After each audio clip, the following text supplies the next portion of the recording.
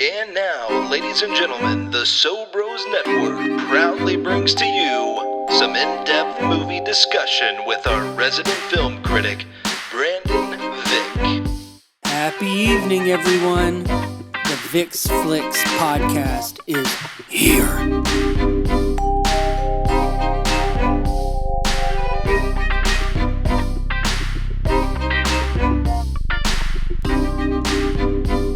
Welcome back for another episode of the Vick's Flicks podcast right here on Nashville Movie Dispatch. I'll be your host for the show, the EIC at Sobros Network, Big Natural Stoney Keeley.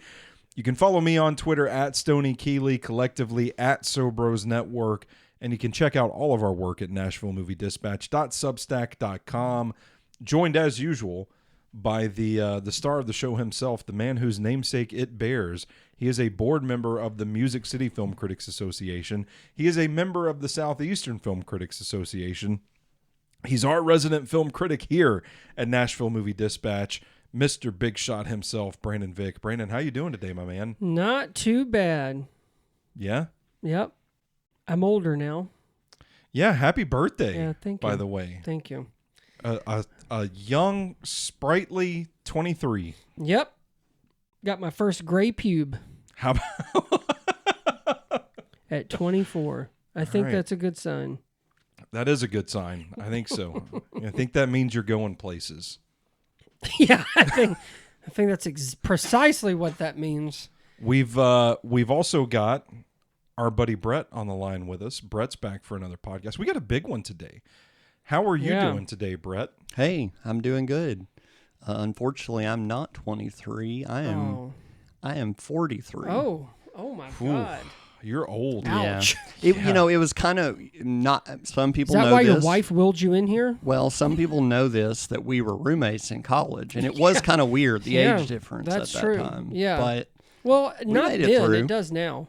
yeah. Now I realize you should have been graduated like 15 years before we should have. Yeah. Well, Oh my we made God. it through. It was okay. Yeah, no, it's fine. We fed you pudding. I mean, the age gap was overshadowed by our 3 triple stack bunk beds that we slept in. Yeah, that's right. That's exactly right. Oh, man. Man. That's funny, but we actually did have bunk beds in our... Yeah, we did have a did. 3-person I don't know dorm why room. no one got ass in that. I mean, Doesn't make any sense to me now that I look back. I think Being we got, so young and wild. I think we had plenty of ass in that room. Not the kind to brag about. Listen, I wouldn't want to eat an open-faced sandwich in that room. No. You don't know what's floating in the air. No. Just the 3 of us, bunk beds, and pretty much a storage closet. Was it? You weren't in a bunk bed, were you? Yeah. You were? Oh, he wasn't. I was top bunk. I had the lone bed. Yeah. You were top bunk. I think the only reason we right. didn't have a triple stack is because the ceiling was too I low. do. for Yeah, that. I don't think it. I think so. Yeah, I think someone's like penis tip was scraping the ceiling. If you, But I tell you what, if a dorm had a living room, we had it, folks. Yeah, we had that's a true. living room That's true. with a microwave that sat on someone's dresser. That was it, and a TV. If you popped a boner on that top bunk, you were going to push back a ceiling tile. Oh yeah, absolutely. Yeah. You said that like you did that. No, I hate top bunks. Really? Yeah, I always loved the top no, bunk. No, that's why I was glad. I think it just worked out that you. I mean, most of my life, I am the middle seat in the car or the top bunk. Oh, yeah, like, that's it's true. okay. I'm That's used to true. it. It's Well, all right. there's also that thing of like you got to climb down. Yeah. That's tough. Yeah. But now thinking back, what an asshole I was because you were like 15 years older and Well, you're trying to but get down that an ladder. old man. at the time, I was just past peak strength. That's you know, true. So Yeah. That's that's true. true. We thought you could do it. We believed I in remember the first semester you were like that zombie in World War Z and they climbed the wall. It was so fast. yeah. Now, by the time you got to be a senior, Well, you just You're already forget a that senior. things change over time, and Right, you can't right. do it the same way. but not us. Throwing those hot pockets in that microwave, doing Val Venus towel whips. I thought you were going to say doing Valium. Doing Valium. Oh man, we Taking like 6 Tylenol. do y'all ever wonder what those dorms are like? That Corlew Hall I'm going to tell you, on Middle Tennessee State's campus. we were talking. One of y'all said there's a Demas's, which is a fantastic Italian. Yeah, there's steakhouse Demas's on campus on now. campus, Yeah, and I know they redid the rec center. Of all these updates, I guarantee you those dorms are probably exactly the same. from the outside looking in, they look the same. I've driven buildings by there. themselves? Yeah, I've driven by there a Bet they couple of are. times. Which, I by bet my they are. recollection, was just like a notch above or below. I think you could probably argue either way of like a prison block. Yeah, like, I mean, it was just basically cold marble floor. No, and I Like, mean, and the cinder block and we walls. had a Yeah. big room. We had a big room. Yeah, Because we stacked our beds, but other people's it was tight. they were tiny. Yeah. Yeah. But And we I had just- a nice window. We did. We could see the football stadium, Johnny Red Floyd Stadium. That's right. Could hear the roar Yep. of the crowd. Those Could bang our cups on the bars and people could see us. oh man, those were the good old days. They were. They really were. I never liked taking showers in there. I No, know you well, probably there couldn't. was- there was I know you probably couldn't somebody- tell when I would grab your ankles under the thing, was but about I to really didn't like it. I was about to say, That is- somebody in those showers would grab your ankle when you weren't paying attention. I can't hear either. Oh, okay. Oh, I hear you. okay. I don't hear me. Oh, do it again. Okay. You're good? You can hear? All right. Yep. Sorry. All right. Yeah, we got no- too carried away. Yeah, I Somebody mean, I also, still thought that was somebody funny. would also slide under those stall doors with their bare ass Yeah. dick dragging across yeah. the floor. That's where I drew the line. I couldn't do that, but the other stuff, sure. Oh man, and you want to think remember- about people thinking that we were Yeah. weird. I remember you coming back to the dorm one day. I guess Brett, you were probably the normal one of the bunch. I don't know, like, I don't think you got you basically just had girlfriends in college, I guess, right? Well, I mean, I know some funny stuff, but like, now that we're recalling, I'm like, I guess you're the most mature one of the bunch. yeah. You came back into the dorm room one day and said that, which was also very unfortunate given the bathroom situation in that dorm where Yeah. you were taking a shower and someone was taking a shit in the stall. Yeah. And you came back in and said it sounded like somebody was trying to start a motorcycle. Yeah, yeah. Well, that's stall. what I mean. How, like, you're right across the way from a stall, so even if you had to go poop, Yeah. there's people in the shower. Mm-hmm. And then, but if you're showering and and someone has to come in and poop, Then you're stuck in a then shower you're stuck in a with the smell shower of poop. with a smell of And, shit. that is why I just did it all in the shower. It's just Oh. more efficient. Oh, that way. that is true. Yeah. That is true. Yeah. Well, that explains why sometimes when I grab your ankle, I grabbed a turd. That was actually my motorcycle. I was bitching about you. Well, one battle after another is coming out in theaters this weekend. So we thought it would be a fitting time to relive the filmography of Paul Thomas Anderson. Yeah, and listen, fellas, I appreciate you doing this. This was my idea. I didn't realize how many hours of your life would be. I never up. realized that I had only seen 2 of his films before this. I really Yeah, Well, that's it was just There Will Be Blood and Licorice Pizza were the only 2 that I had seen. one battle What a after range. another makes his 10th film. Yeah. And I actually had seen all of them at some point, except for his very first one, Heart 8. I had never seen that one before. But everything else, but I loved going back and rewatching, even like, I mean, obviously Boogie Nights, Magnolia, but even like, I hadn't seen Punch Drunk Love in years and years and years. And I also wanted to rewatch The Master because I remember thinking it's an acting showcase, which, P.S. it is. But I wasn't that thrilled about the movie itself. But some of these repeat viewings have changed since I've gotten older, and I guess have seen some shit. Brett, where were you at on his filmography? I had seen 4 or 5 probably. There Will Be Blood is one that I think for all of us that we've loved for a while. Yeah. I was thinking, I won't spoil it, but you were mentioning something that you thought was his best movie.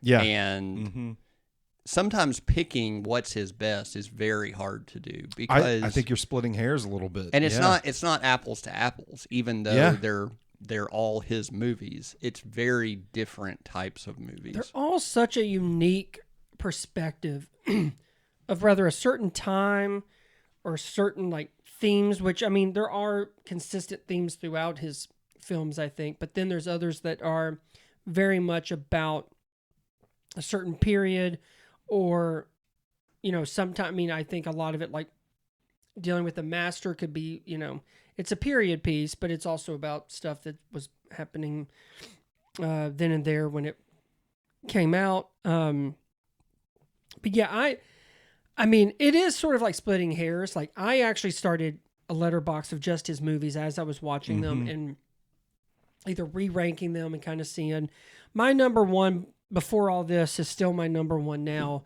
But I will say there is more that like there only maybe 1 or 2 is under a 4. Yeah. Like I have very few. I wasn't a fan 2. of Licorice Pizza. I still recognize the filmmaking prowess in it, but I just wanted everybody in that film to just blow up and die. Right, those kids. Inherent Vice, I feel like, is more of a vibe. I think you kind of have to suspend disbelief a little bit and just kind of go with it a little bit. Yes. Other than that, I mean, these were all like 4, 4.5, 5 stars for me. I've got a few 3.5s, and Inherent Vice is my lowest ranking one with 3. And I have some thoughts on that as we get to it, but yeah, I mean, do we just want to go in order? Yeah. What do y'all want to do? A couple of things to start with. Okay. For one battle after another seems to be getting some pretty good reviews so far. I've seen the masterpiece word thrown around there. Yeah. I haven't seen it yet. I know you guys haven't seen it yet either. Nope, not yet. I don't. Does it make you kind of nervous that it's starting to build a little bit of hype, or is this just one of those cases where it's like you've got the filmmaker, you've got the actor, you kind of go with it? Yeah, excuse me. That is my perspective. That I feel like to some degree it's can't miss. Yeah. Now PTA is PTA at the end of the day, and with Leo, with the others in the movie, I feel like the question for me will be, can it surpass other favorites of PTA? Yeah, where does it rank? Can it surpass for this year something like Sinners? Like, I mean, that's a very high bar on both of those things. Yeah. Yeah. I agree. I there's things I've heard that Steven Spielberg said that this one has more action in the first hour of a Paul Thomas Anderson movie than all of his others combined. Wow. I've heard that this is kind of the largest film he's done, the biggest budget he's had. That's saying something. This was the first time he agreed to have a pre-screening audience people give their thoughts. He's never done that before. So this is very different. So I'm really excited that this is the response it's getting. I mean, sure, the bar is high, but it would be high even if I didn't hear anything about it.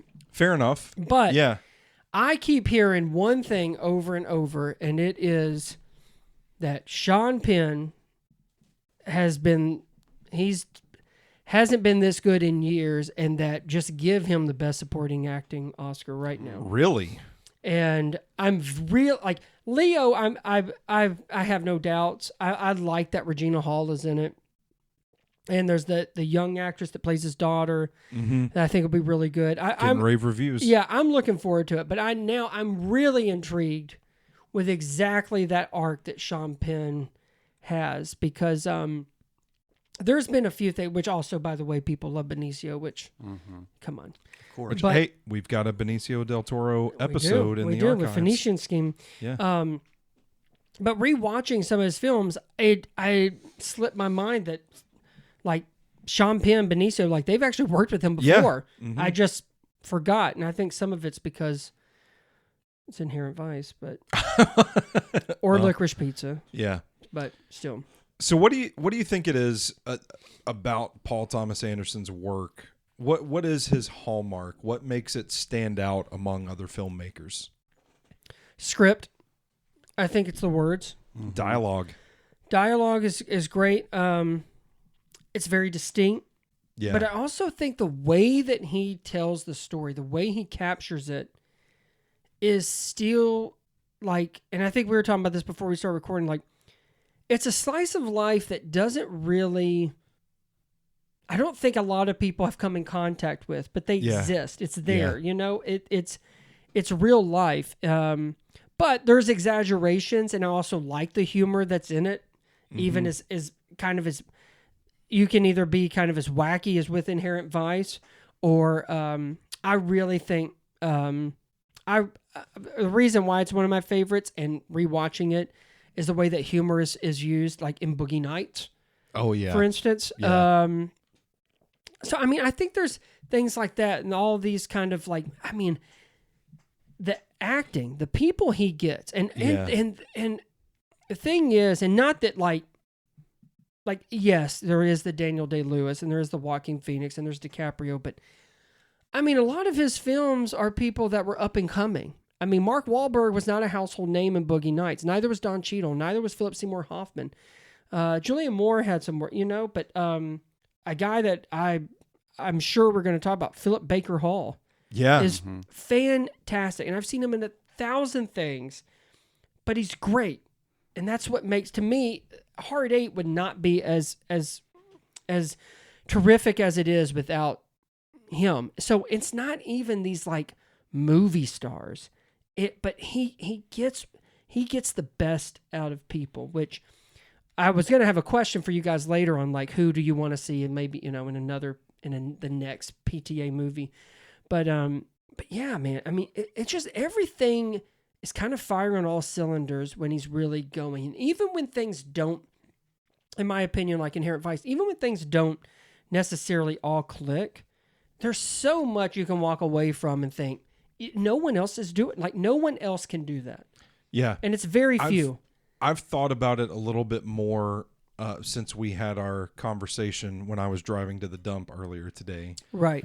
And I think it's the slice of life concept. Sure. But it's that he draws these relatable slice of life themes out of stories that we probably shouldn't be relating to. Mm-hmm. It's things that, like, people don't commonly experience. But it's in those relationships that he writes about and that you see exhibited on screen, where it's like there is something familiar about it all. Yeah. Even if a frog hits your windshield. Frog hits your windshield. You know, I don't know if any of us have wieners you could rope cattle with, but still drawing that emotion out of Boogie Nights. Yeah. You know, I don't think any of us have joined a cult, but you can relate to some of the themes from the Master. So I think it's taking those. Go ahead. Sorry. It's taking those stories and presenting them in a relatable way. Every one of his films has something that you can connect to, and it makes you think. Even if it's not you, maybe it's a culture, maybe it's the time that we're living in. But he just has such a way. But he's such a fascinating guy, because for people that don't know, he's married to Maya Rudolph. Mm-hmm. And he's actually kind of like a comedy nerd kind of guy. Yeah. But the stuff he does is totally opposite. But I mean, I guess that's not totally unusual. But I'm just like, what must it be like to be in his head, or to see, like, for him to start writing something like Boogie Nights or There Will Be Blood, or what have you, and what he's doing, and like one battle after another. I mean, my goodness. But now also people should know, I think one movie will take up at least a third of your day. Absolutely, yeah. Magnolia is what, 3 hours and 8 minutes? I think that's his longest one. Yeah. So. And his shortest one is either Hard 8 or Punch Drunk Love? Punch Drunk Love is just an hour and a half. Is it? So yeah, it's short. I agree with everything you guys have said. I was going to hit on, Brandon, you mentioned getting the most out of the actors. Yeah. I think there's kind of this like self-perpetuating cycle of, because of that, he also gets the best talent. So he gets the best actors. Yeah. And I mean, you have all of these. I think about The Master. I think about There Will Be Blood. I mean, Paul Dano going for blow with Daniel Day-Lewis in There Will Be Blood. So like good. And I mean, Punch Drunk Love, Adam Sandler. Like, that was kind of there's his not first... a whole lot more. I mean, he's had some really good performances, but that's up there with. Yeah. I think the thing that stands out to me is and you guys are hitting on it with some of the relatability, but at the same time, it's a off-kilter way of telling these stories.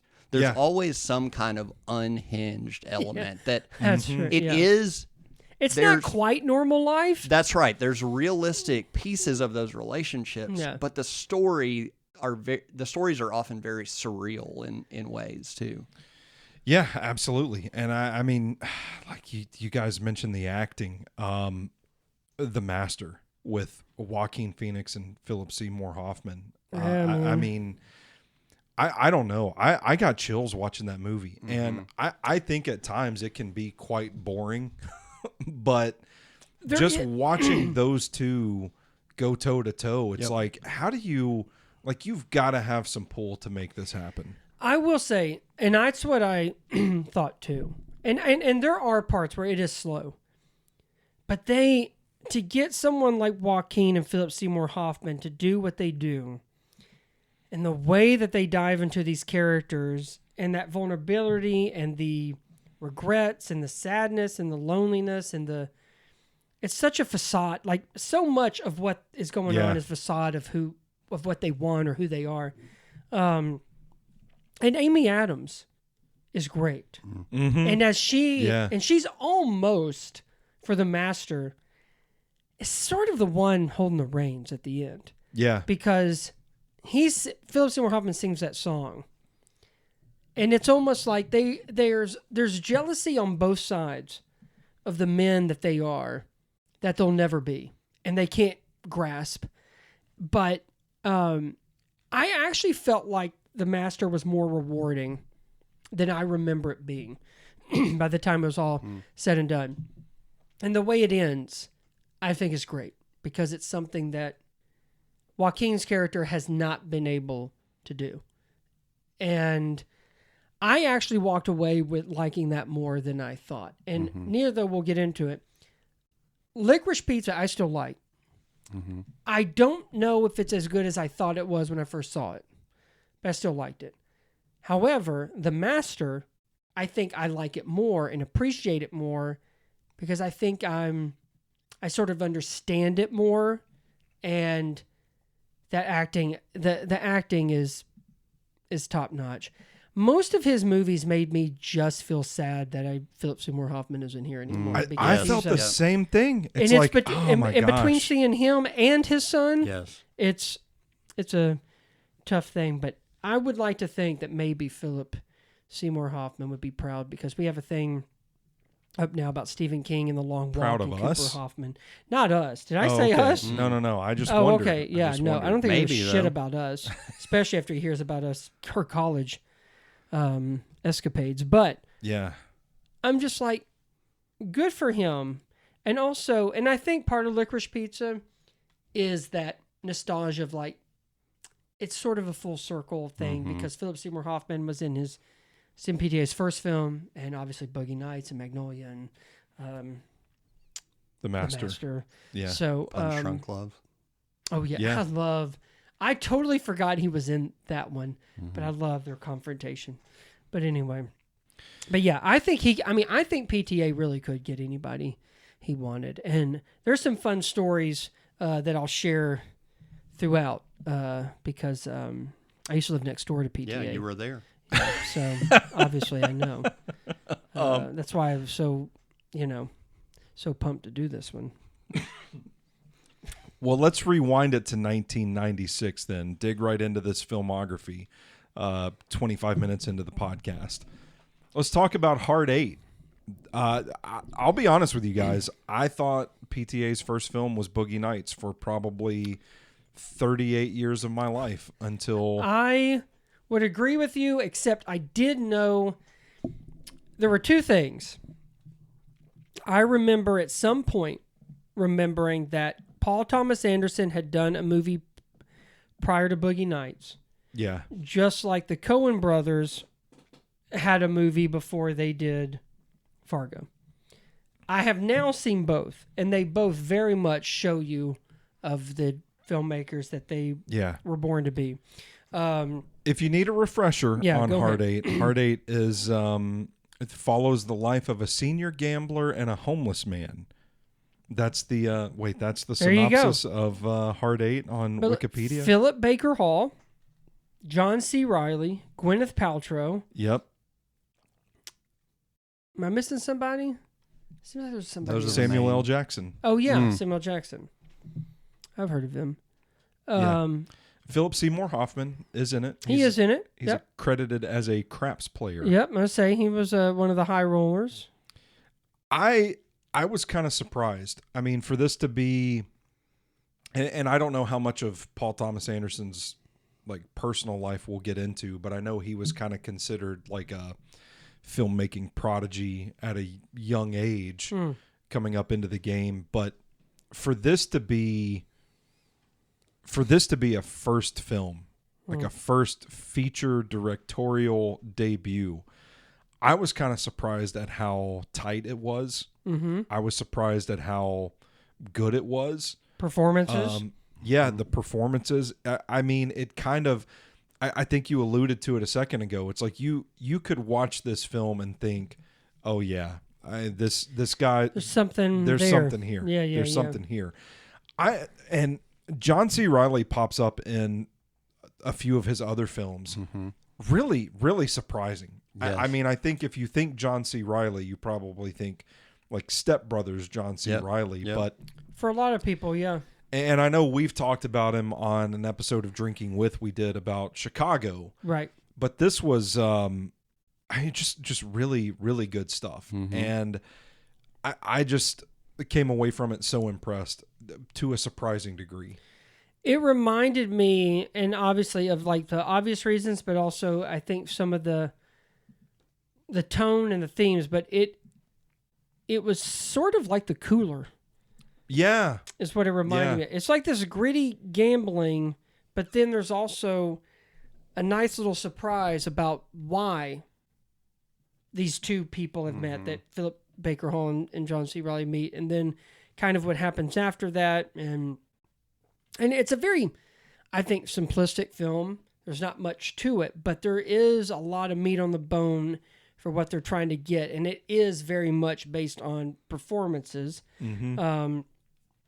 Very much an indie film, but you can see the care within the story and the script and performances that even for something like this, as he's just getting started, there is a lot of potential there. And there was, I agree. I was very impressed with what he was able to do with such, I think, sort of just a small film. And like I said, a simple story.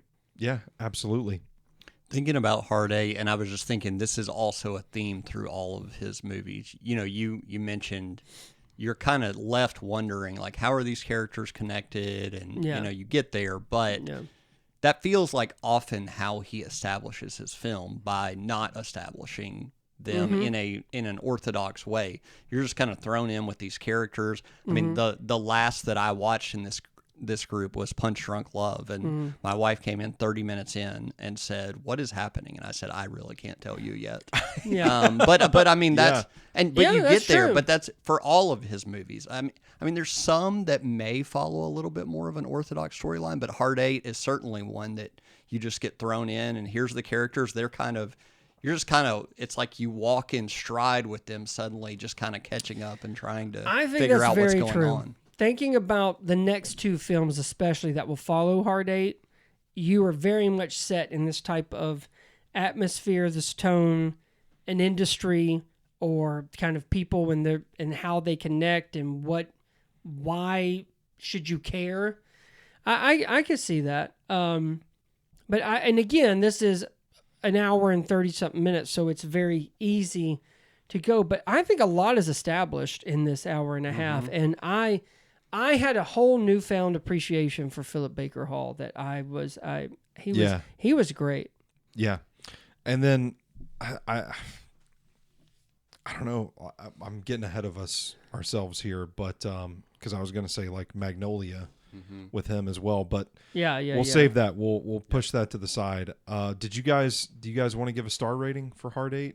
I give it 3.5 out of 5. It was a 4 for me. 4, okay. Yeah, I really enjoyed it, and part of it was kind of that surprise of like, man, you were this buttoned up on your first film. I think for me it was more of like, okay, this is very promising, but compare it to the other stuff. Yeah. It's like, and it's really not a fair rating. I mean, honestly, because of the things he has done with his other, 8 films. But yeah, I thought it was a solid 3.5. And I was very impressed because, there's times where, like, to me, off the top of my head, I think of Bottle Rocket with Wes Anderson. Yeah. Mm-hmm. It's fine. And there's kind of flashes of the filmmaker he'll be. Yeah. This one is more. And honestly, so is the Coen Brothers. It is very much of like a natural progression where you got to start somewhere.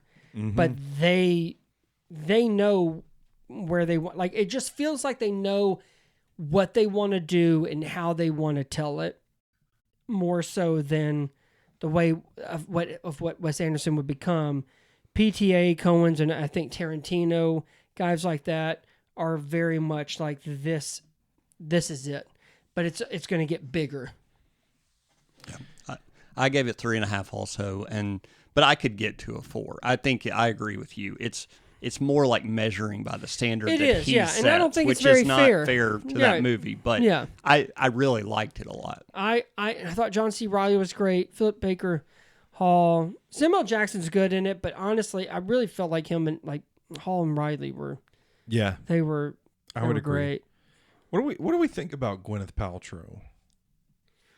Oh, what is this? This is right before she's kind of doing Emma. She hasn't done Shakespeare in Love yet. She's not an Oscar winner yet. No. I liked it. She was good in it. I feel like it was, for me, in retrospect, it was a somewhat surprising role for her because of the character she plays. And kind of not used to seeing. I mean, we've talked about this before with like Michael Keaton and Night Shift. Like, it's this character that you don't expect because of what you know of the actor later on. But like Shallow Hal. I thought that's right. Oh, that's right. Yes, that's right. But yeah, it was for her to play a character that's very unrefined and that kind of thing. Yeah. The things that you think of Gwyneth Paltrow as. Later I feel like for me, the first time I kind of saw that was maybe Royal Tenenbaums. Yeah, but then she's actually like, oh, she actually did shit like before, and that's what that reminded me of. Yep. By the way, quick aside, someone commented on our podcast episode of Shallow Hal, where we talked about it on Movie Review Rewind, and said, the film has aged perfectly fine. This is my favorite movie of all time. Okay, well, that is very sad. This is very sad.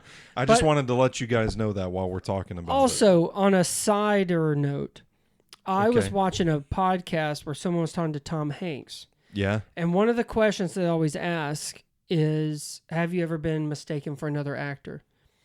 And he's like, the host of it, and he's like, I'm sure you haven't, because you're Tom Hanks. But Tom Hanks said every now and then he gets mistaken for Michael Keaton. Wow. He said, I have had where people have come to me and they think, like, right now, maybe. Like, I guess depending on how old you are. But I thought, that's two legends, folks. I could get there. Like, I could see some similarities. The way Tom Hanks is and Keaton, I could kind of see. But I forgot his example. He said something where they were like, hey, you were in that And I don't even know if he named a film, but I'm like, I could, but I also do feel like Tom Hanks has been around since the 80s, and I feel like, why would you mistake him? You should probably know that. But maybe when you're just walking by, maybe you think it could be Keaton. I mean, they kind of got the same kind of like thinning hair, and they're older guys now. But I thought like, and I think you're giving too much grace. I mean, maybe, but I'm gonna tell you, if I saw either one of them, I would faint. I wouldn't even be able to get to talk about Tom Hanks to Road to Perdition. Oh, Road to Perdition. Or Michael Keaton. I wouldn't ask shit about him. I would just say, when you look Jack Nicholson in his eyes, yeah, how did your cock feel? Okay. All right. Well, let's talk. Anyway, speaking of, hey. Speaking of, Here's let's a talk segue. about Boogie Nights in 1997. Have you ever seen Boogie Nights, Brett? No. You haven't? I haven't. Okay, so you did. So I know you weren't able to watch a couple, which is fine. We have a great ranking thing we're going to do later. Where we're going to scream bullshit no matter what you rank it. But for those that need a refresher, I'm sorry. Go ahead. Set in Los Angeles' San Fernando Valley, Boogie Nights focuses on a young nightclub dishwasher who becomes a popular star of pornographic films, chronicling his rise in the golden age of porn of the 1970s through his fall during the excesses of the 1980s. I love this one. You could rope cattle with that thing. Not mine, but I could rope cattle with Dirk Diggler's dick. Yeah. It's awesome. I love just the vibe and the energy. And this is Mark Wahlberg's best performance. Which he regrets doing. He regrets doing. He has said he regrets doing it. And a lot of it is based off his religion and his beliefs. But man, that's unfortunate. I watched a clip on Watch What Happens Live with Andy Cohen and Julianne Moore, who's in Boogie Nights, she's great too. Philip Seymour Hoffman is great. Don Cheadle's great. John C. Reilly's great. Philip Baker Hall is in it. I'm going to get to Burt Reynolds in just a minute. Yeah, there's some spice with this movie. Yeah, but there is a thing where they were like, hey, did you see where Mark Wahlberg said, he kind of regrets it and he wouldn't do it today? And Julianne Moore was like, yeah, I saw that. And I'm surprised because it kind of made Mark Wahlberg into the star that he would be. And he's doing real acting in this movie. Yeah, which and is she was more like, than you can say for most Mark Wahlberg you movies. should thank God Boogie Nights does exist. And that's kind of how I feel. He really is great in this, and I don't know I hate that he has kind of looks back on it as a regret because first of all, it's film acting. Like I don't know. I mean, when someone says it's because of this and or their family or religion, but I'm like, well, but I mean, you thought it was good then, and he got a lot of praise, and it led to a lot of open doors. And I feel like that's unfair. And it's not like he did porn. Like, it's not like it's a trashy movie with some director. I mean, it's a highly regarded film. I actually think it is my second favorite after rewatching it. I've seen it probably 3 times, maybe. It's one of, like, we talk about a Mount Rushmore situation. I've got my 4, and you, depending on the day you ask me, any one of the 4 could be my favorite, and it's on there. And we were talking about this, but what I think is so funny is that there are regrets. So Mark Wahlberg regrets doing it. DiCaprio regrets not doing it. And apparently he's wanted to do something with PTA since then. And he said one of his big regrets, obviously now that he's doing the rounds with one after another, is that he should have done it. And I think it would have been a different movie. I actually wouldn't switch that. I think Mark Wahlberg is perfect for that. I think he's in his prime. I think he's the right age, and his whole approach, the whole thing is well done. And he's got, again, a great supporting cast with him. Is it his best movie? Because he was nominated for The Departed. I don't think he's the best in Departed, but I like The Departed more than Boogie Nights. But if you ask me Mark Wahlberg's best film, it's probably Boogie Nights. That's what I'm saying. Because I hate to say the real acting, but yes, I have gone on record saying that he just needs to retire. I mean, it doesn't matter what he's doing. He does the same shit. Most of it's on Netflix or it's streaming. Name me a movie that Mark Wahlberg has been in that is it Daddy's Home 2? Was the last one in theaters, maybe? I did like Daddy's Home 2. I like Daddy's Home 2. It's an underrated but Christmas did you like movie. it because of Mark Wahlberg? Because I didn't. No, because I liked it because of John Lithgow. I like John Lithgow and the very adorable, lovable Mel Gibson. Yeah, So- not divisive at all. Exactly. Everybody loves him. And it's a heartwarming Christmas tale. And being trapped in a movie theater on Sunday, how nice, or on a snowy day. Yeah, was it Christmas Eve? I think it I don't was know. Christmas Eve. The thermostat joke gets me every time, and it's real. Yeah. It's a real thing as you get older. But to your point, that movie's not good because of Mark Wahlberg. Correct. I think you can say that about a lot of Mark Wahlberg I'm telling movies. you, the stuff he's done is not good. He did a movie with Halle Berry, no one watched. He did one with Kevin Hart, no one watched. The other guys was maybe his last one. I like Ted. Ted 2 was fine, I guess. What about Four Brothers? Now we're talking about Mark Wahlberg's cool. But then Burt Reynolds. Oh, this is good. I didn't know much about Burt Reynolds besides him being tough to work with. He was cool at one point and an asshole. He's really good in this movie. He's great in this movie. Yeah. I've seen a few of his films. Deliverance is one. Yeah. That he's great in, and I get he was the shit at one time. I didn't grow up in that time period, but obviously in the 70s and stuff, Smokey and the Bandit is a classic with Sally Field, but even Sally Field, who's an angel on earth, will tell you Burt Reynolds ain't great. But he is fantastic. And this role, it's almost sort of like the way Tarantino can bring back John Travolta. Yeah. Right? Mm-hmm. Or Bruce Willis maybe to a certain extent, and he's done it with other people. This did it for Burt Reynolds. And he got an Oscar nomination out of it. And I don't know who beat him, but I will tell you, he is fantastic. And the tough love he has to show Dirk Diggler. And he's the one that brings him in. But then he also sees the business because there's always someone behind you who wants to come up. There's always someone younger, better, bigger, maybe. Ooh. Maybe.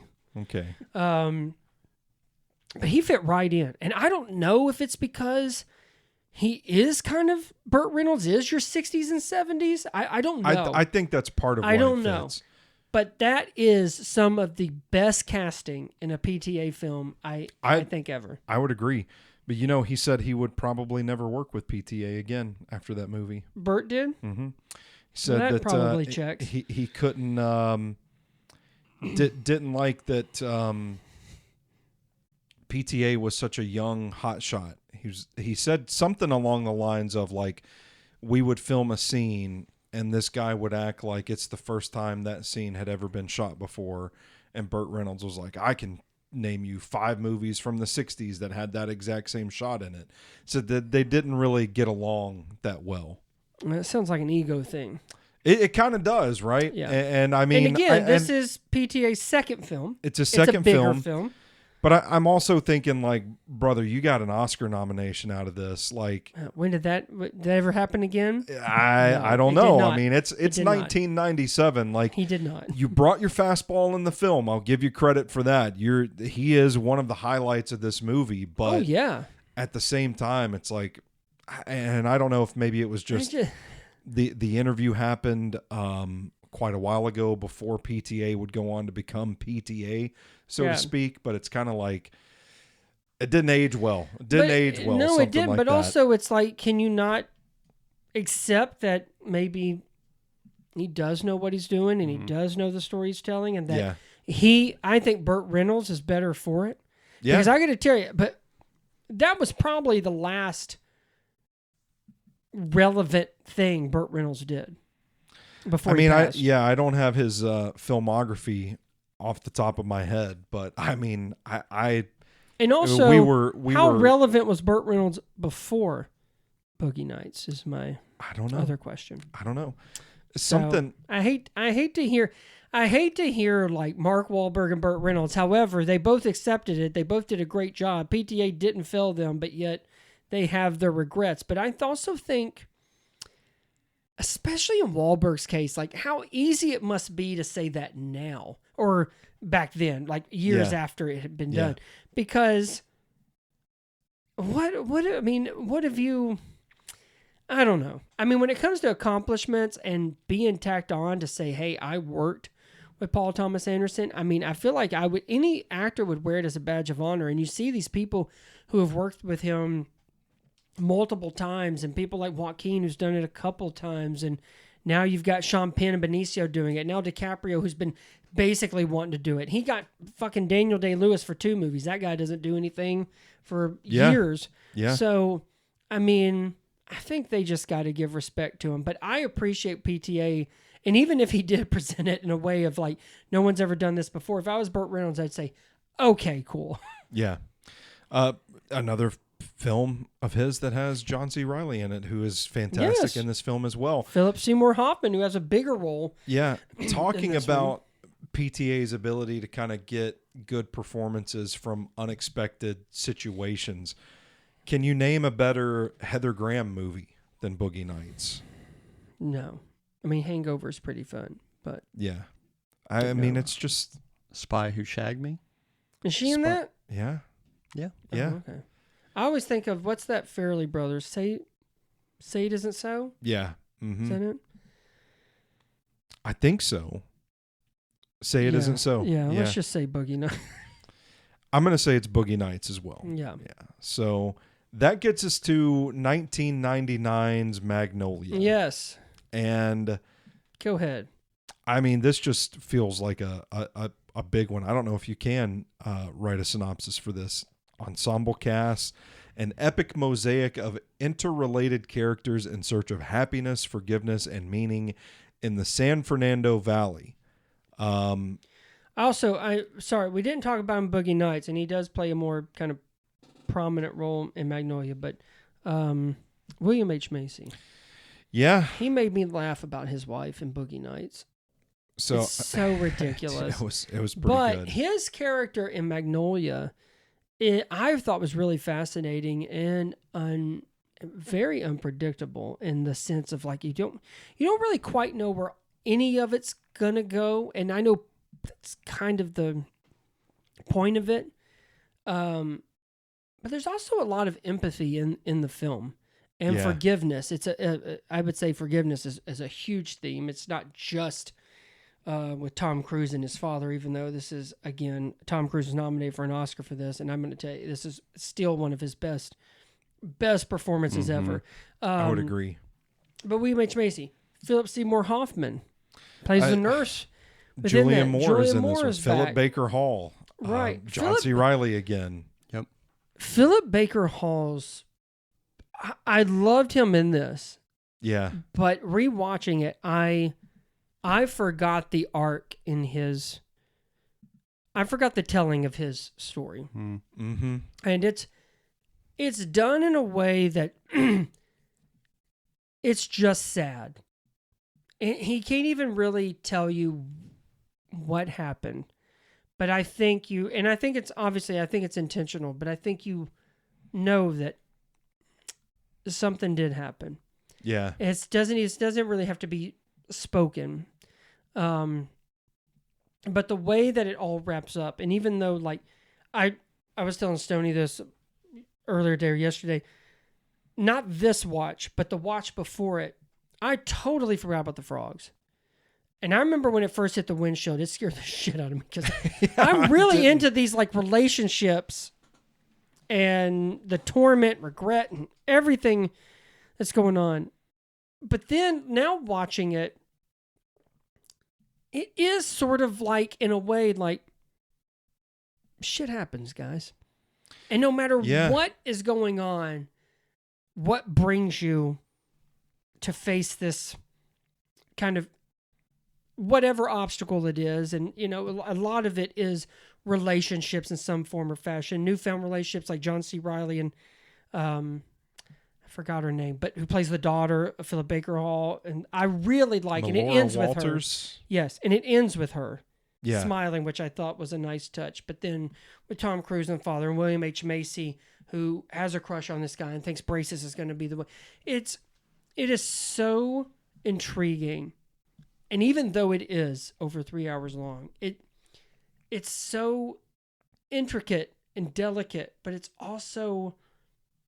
just utterly fascinating to me of how everybody sort of finds their way. And even when something unexplainable happens, it's right on point of, I feel like, of what I think PTA was trying to say just in using these characters in this one town. It's such an amazing story about coincidence and like the cosmic sense of bringing people together.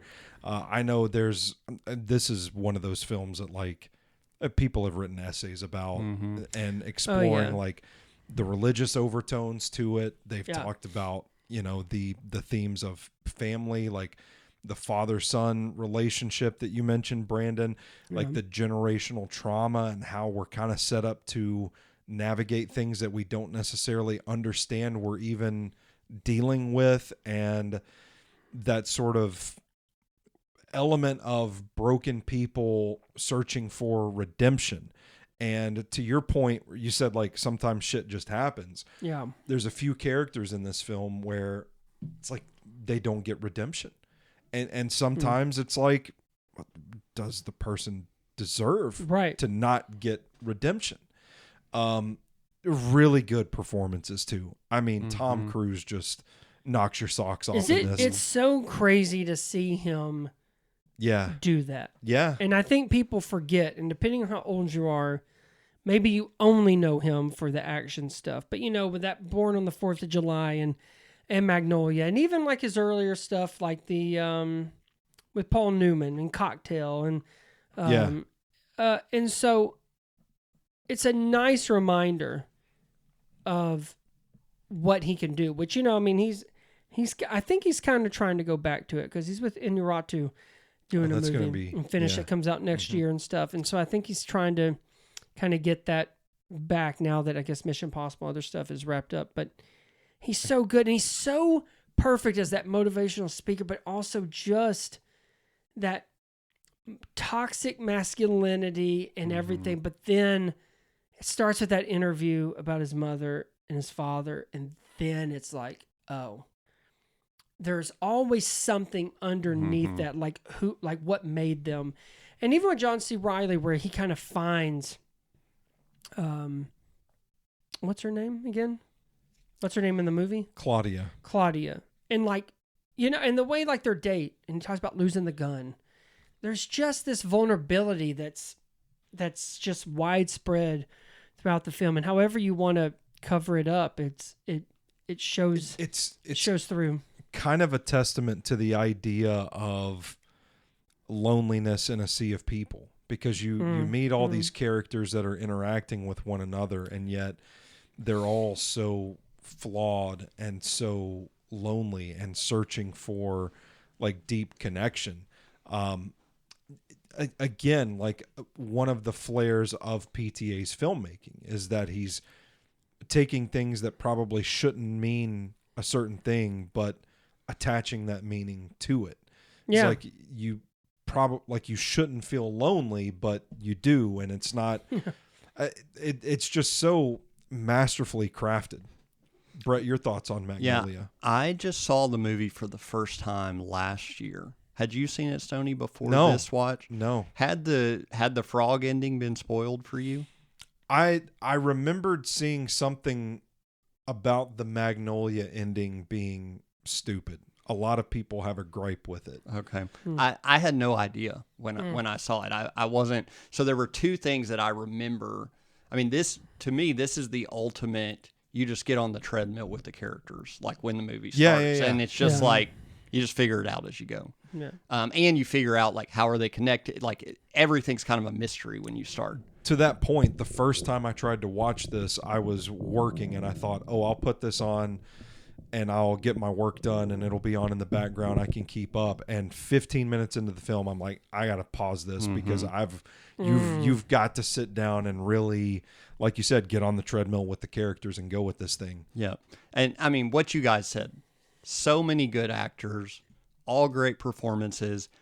The two things that I remember when they all start singing, it jumps to this surreal moment. Yeah. And the frogs. That was like, I mean, the frogs really sealed it, but even the bit where they all start singing the song, it's just, I remember having this moment, and I was at the Belcourt, so I was in a theater with a room full of people, and I just remember feeling like, I've never seen anything like this. Yeah. And the connected storytelling, the first film that I saw like that, which now I don't even know that I would say that I think is that good, is Crash, with these like interconnected lives. Yeah. And then I saw this, and since then I've gone back and seen Nashville by Robert Altman and Shortcuts, Robert Altman. And it's that same kind of storytelling. Weapons that just came out does that. I was saying, but it really feels like this one, because it was such a tribute to those Robert Altman things, like that he really kind of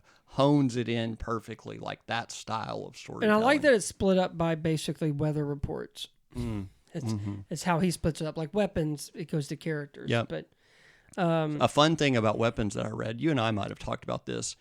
Weapons has a police officer with a mustache that meets a woman that gets him in trouble. The way the stories are. And who is it? Zach, who's the director of Weapons? Krager. And I mean, he's very clearly said there's some homage to Magnolia in this film. Oh, yeah.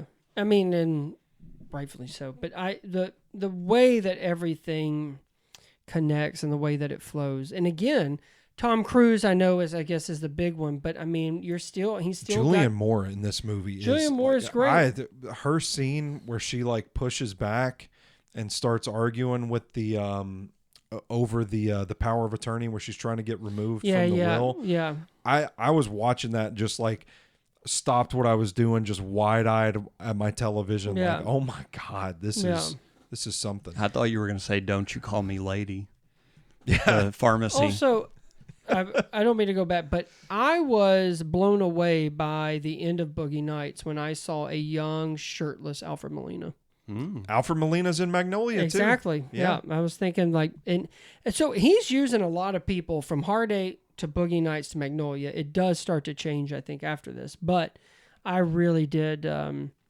Magnolia is great. It really is. I'm really stoked. I found that awesome DVD at Danger Zone Video for $5. Have I shown that to you? No. I'll have to a show beautiful you case. before we get out of here. Yeah. 2002, we go to Punch Drunk Love. I don't know that people knew Adam Sandler had this in him at the time that it came out. No, I think this is kind of the first time where they get it. And then parts of me wonders, and I'm sure there's been plenty of interviews that say it, but where he kind of takes this comedy guy, right? It's sort of like, I think when Jim Carrey does Eternal Sunshine, where, we can apply this and I can put him in this story. And it works really well because it's a very odd character, stuck in his kind of ways. And, and I love the things with his sisters. Yeah. There's a lot I did not remember about this one. And I thought it was pretty delightful. It's not as grand or as dramatic as Boogie Nights and Magnolia. And like Brett said earlier, it's a tight hour and a half. Yeah, I think it's the only other short movie besides Hard 8 that he's done, and but I enjoyed it. It is weird. It is a little bit more off kilter than the usual shtick, but again, great stuff, and I love the confrontation with Hoffman at the end when he's so yelling good. And he's like, all right, just turns and walks.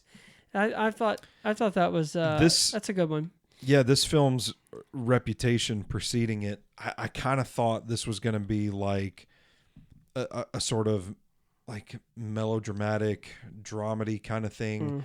I was kind of surprised at how much I felt like this is just a weird guy. Like this is a weird story. Yeah, I forgot how weird. It wasn't really what I thought it was going to be. Yeah, me neither. I knew it was kind of a PTA rom-com, but I did forget more of the details of the characters and kind of how they met, the life he was living, what was, what they were.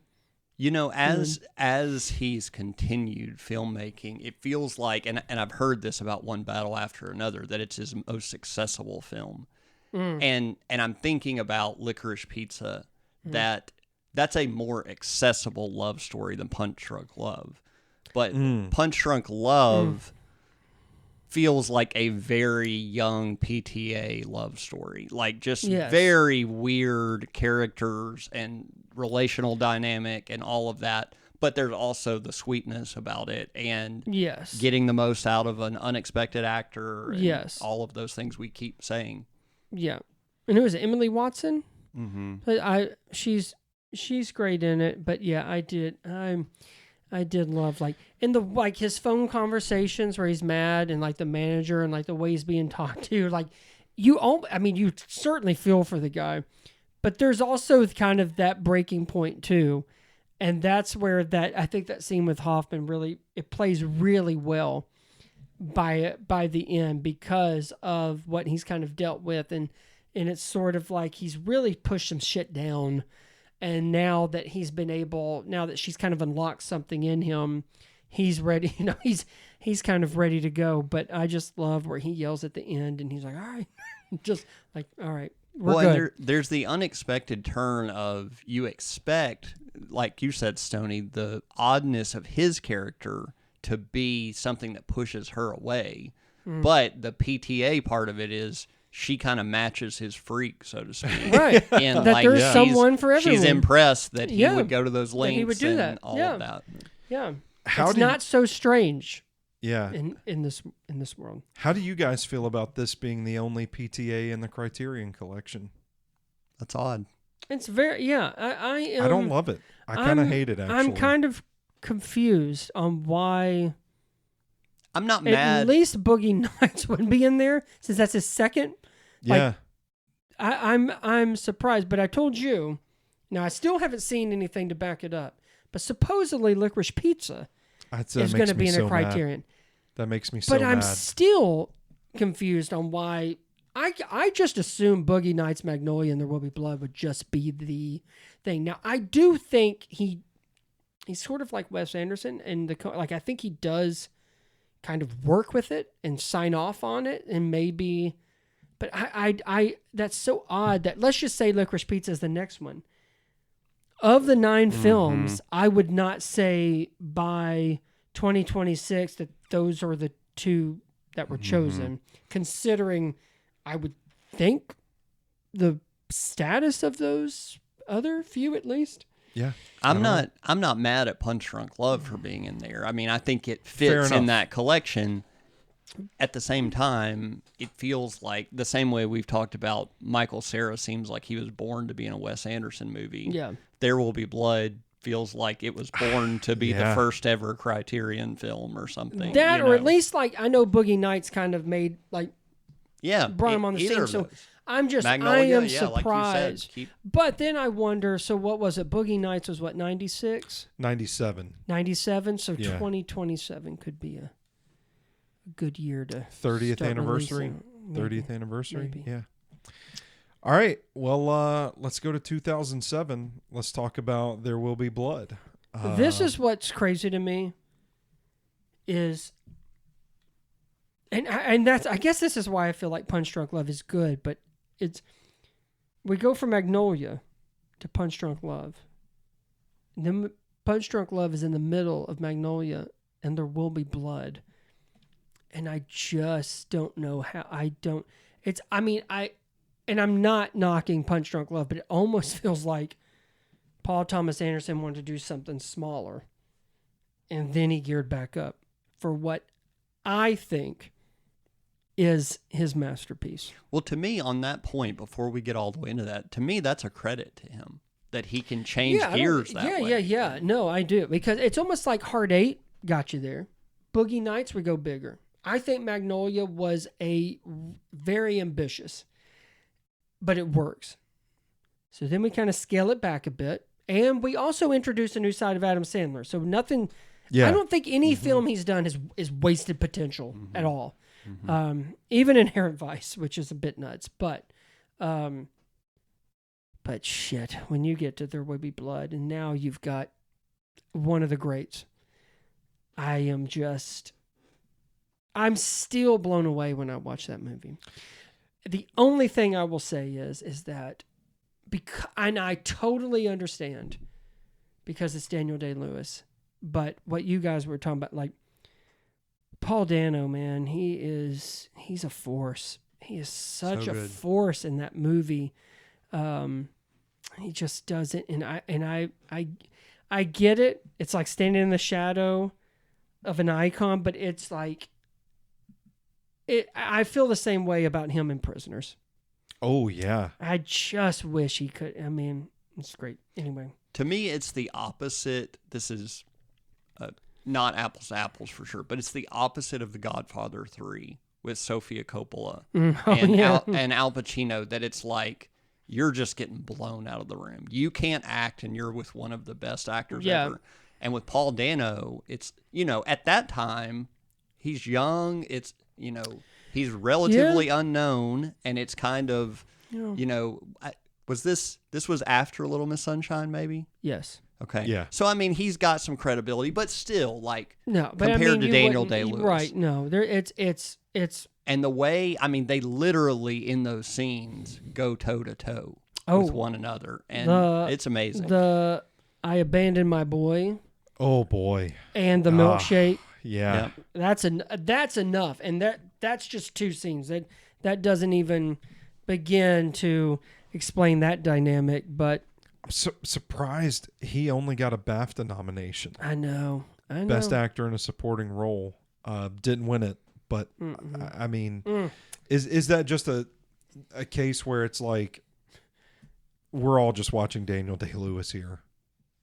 I mean, yes, I think so. And I think some of it really is unfair because it's not like Paul Dano is like you said. I mean, it's not like he's kind of in the background. I mean, he's got some real scenes.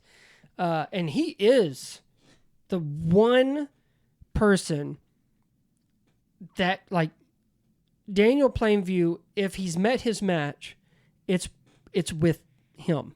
Yeah. Or at least one of the twins. But yeah, I think so. I think so much was garnered just basically around direction and the leading guy who was in it almost in every scene. Yeah. It feels like the narrative of the reason that so many good quarterbacks didn't make it to Super Bowls or win Super Bowls during Brady and Peyton Manning. You're just not going to be better than those guys. Paul Dano's Phillip Rivers. Yeah, that's right. Like, he's great, but he's not going to be better than Daniel Day-Lewis. But there is stuff that I do kind of find wild because I think about Gladiator, and Russell Crowe was nominated, but so was Joaquin Phoenix. And I think Paul Dano does more. And listen, I love Gladiator. Paul Dano does more where I feel like that supporting actor, that nomination should be there. Yep. Winning it, okay. Not even a nomination. Yeah, because he still is such a force, and he is standing across one of the giants of acting. I mean, the man's won 3 Oscars. No one else has done that except for Jack Nicholson.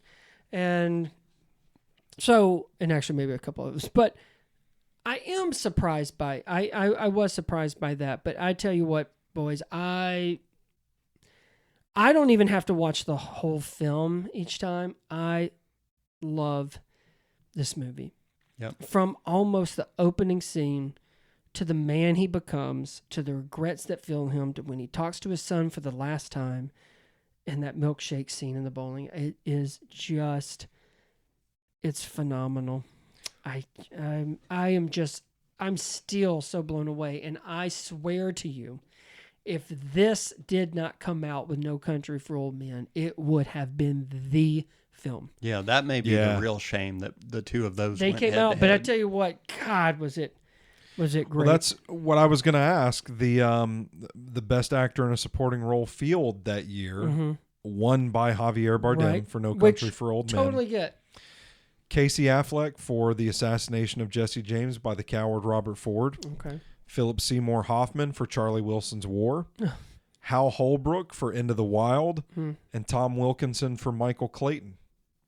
I mean, that's a good list. That's a good list. But you've got to feel like he could take one of those spots. Yeah, I think he could. I mean, I would not say, and I don't think that you would say, that he should have won it over Javier Bardem. No. And again, that's the shame that they went head to And head. again, with No Country for Old Men, the first thing you think of is Anton Sugar. So, I mean, that's him.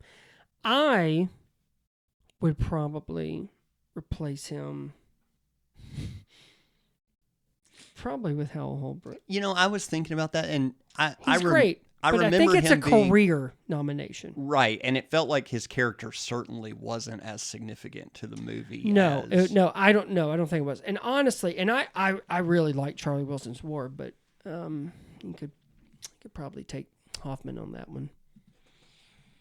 But Javier, if he's still with Javier, I mean, the right guy won. But again, another year, take out No Country for Old Men and put Paul Dano in there. He could have. I think I would have given that to him. In that, I mean, to Brett's point, that's just such a shame that these two films came out in the same cycle. I know, and I think there's a story, something where one of them was filming, and I think they saw the oil or explosion they from were filming the Will Be in close Blood. Proximity. Yeah, and I'm just like, they had to what stop are the odds? filming on No Country. Okay, that was because it. it was in the background. That was it. Oil fire. That would have been awesome if they left it in, though.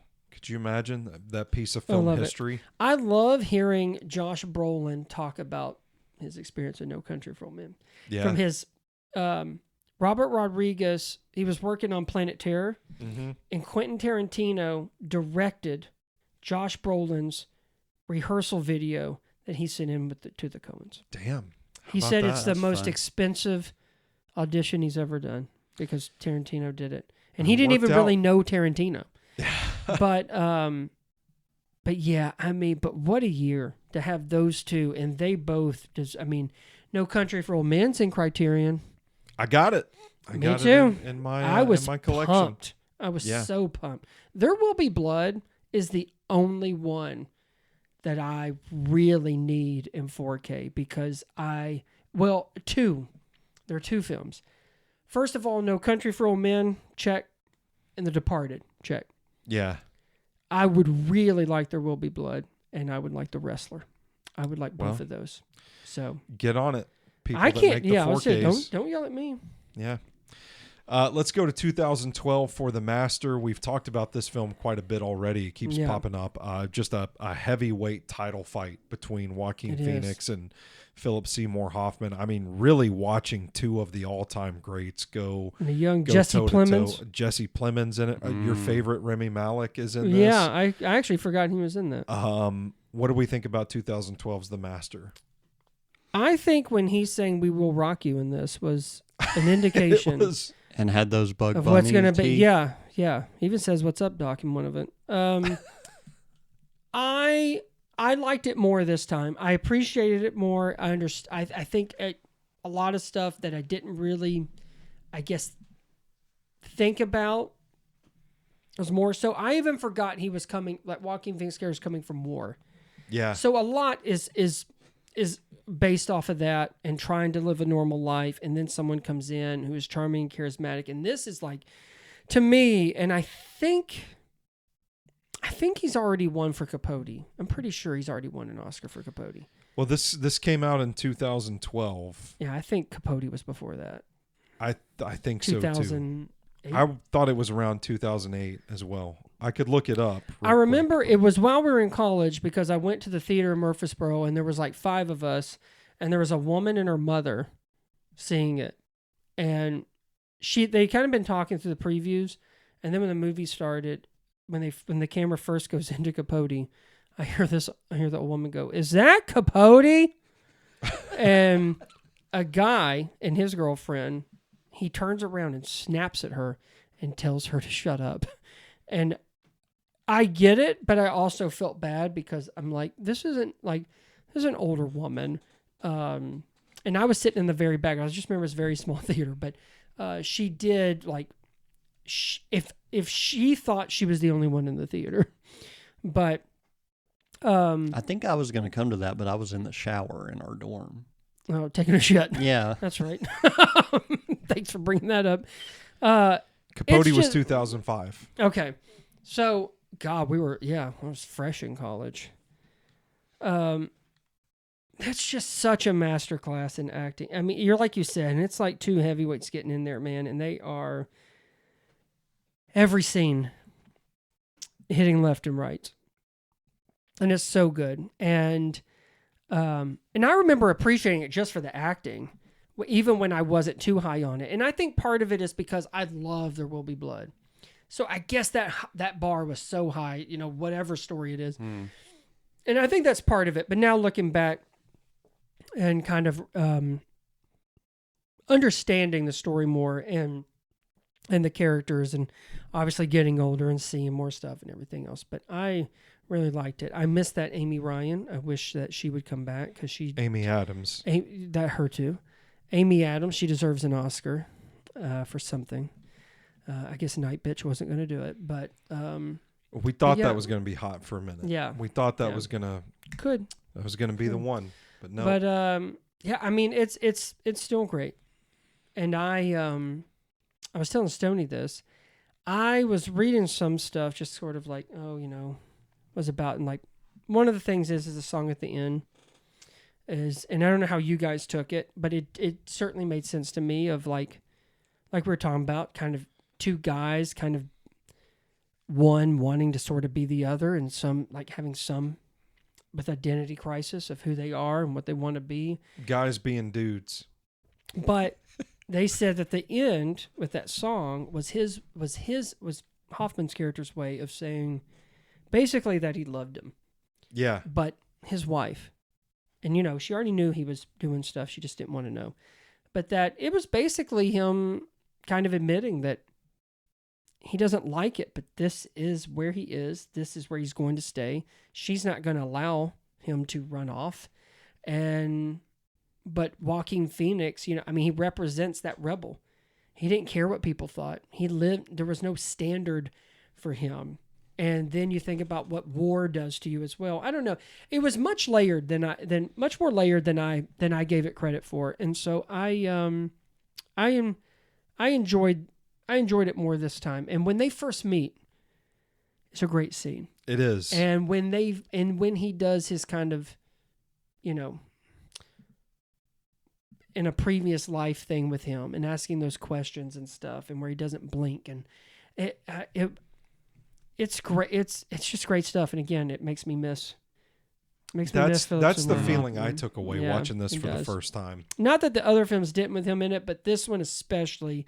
And this would be his last PTA film, right? I don't think he does another one. Would have been Inherent Vice in 2014. No, yeah. So this would be his last one, which, I mean, listen, it was a hell of a thing, because I want to say he was nominated, Joaquin was nominated, Amy Adams was nominated.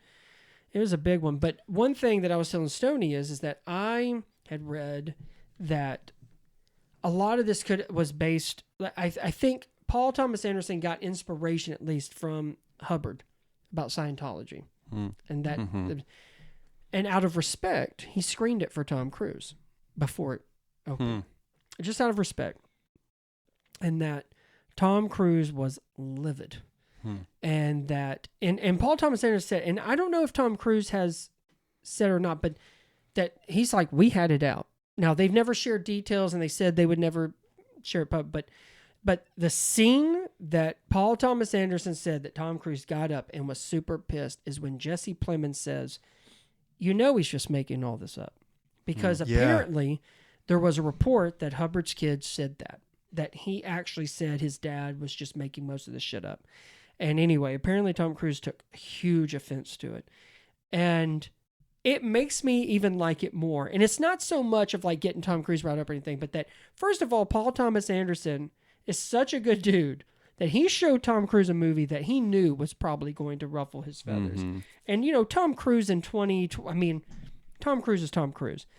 But the fact that, like, first of all, and I think there might be fine now, but it just makes me respect him even more, that these are the stories he will tell. And back then in 2012, I think that was sort of the big deal with Scientology, But I love that was the scene because you know what? It's a powerful scene in the movie because that's almost the first real honest thing you hear. Mm-hmm. But even then, Joaquin's Phoenix character doesn't take too kindly to that because it does kind of shake what he wants to believe, even though he doesn't really ever believe it himself, you know. But it's almost like it's just a false prophecy kind of deal. But I found it a lot. I found it a lot more intriguing and pretty great this time around, actually.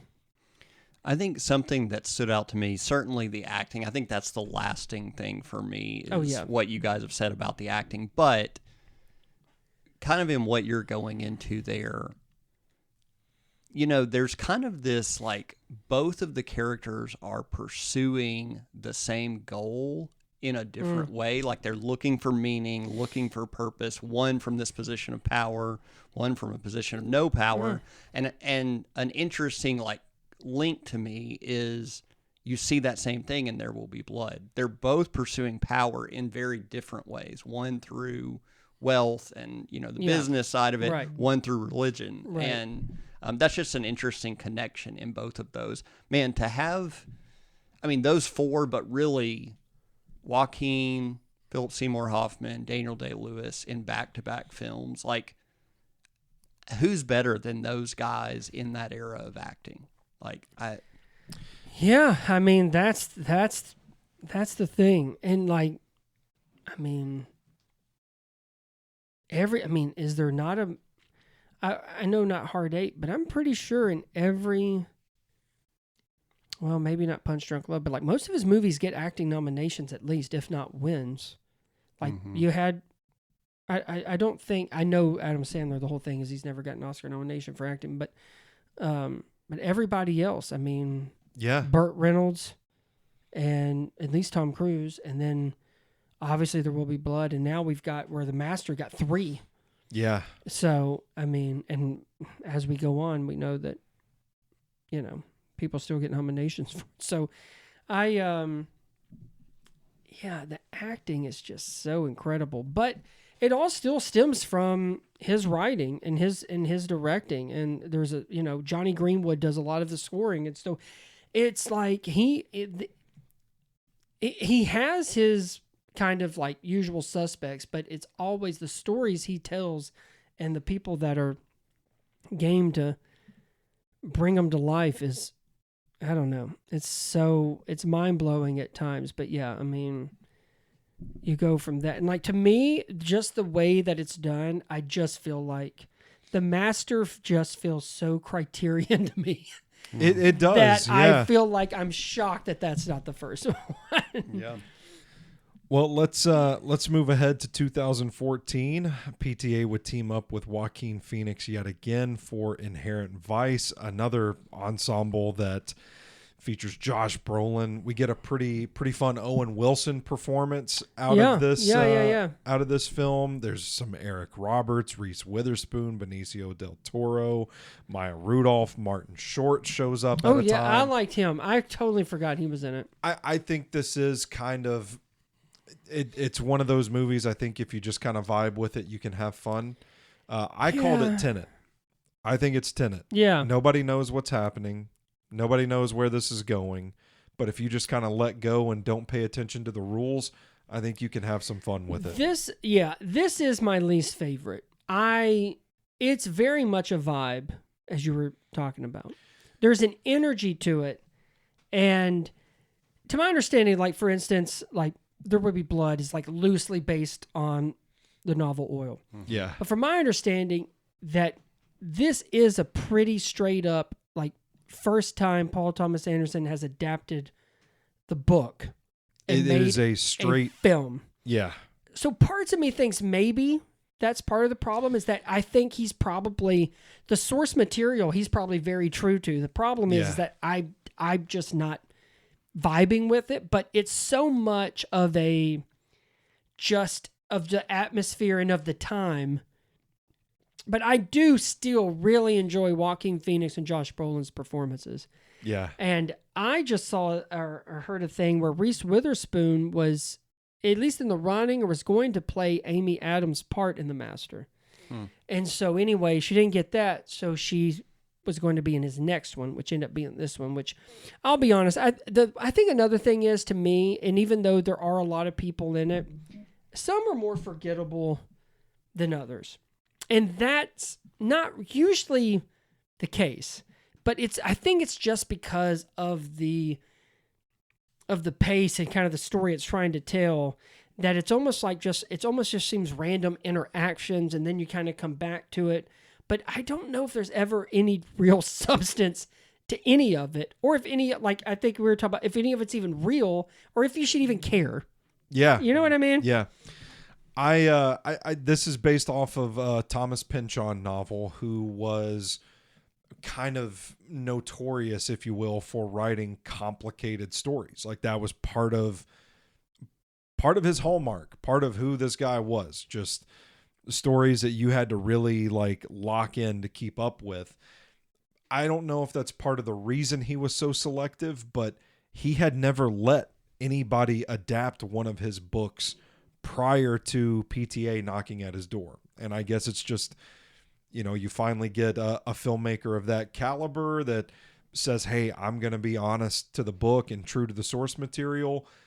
It does kind of make me wonder if, there is some sort of self-awareness, like, hey, these books, these stories, you think about things from the author's perspective, writing things that this probably isn't going to translate that well to the big screen.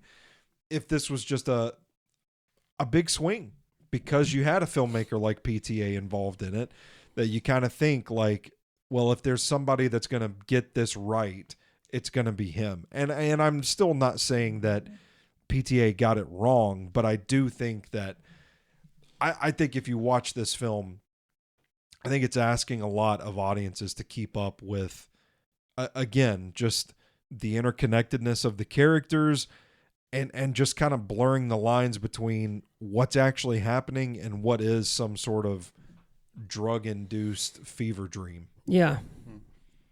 Did you see this one? No, this was the other one I didn't see. I think that's what makes the film suffer a little bit, is that you kind of, I think you have to be kind of on your game. It's not one that you can just turn on and sit back. No.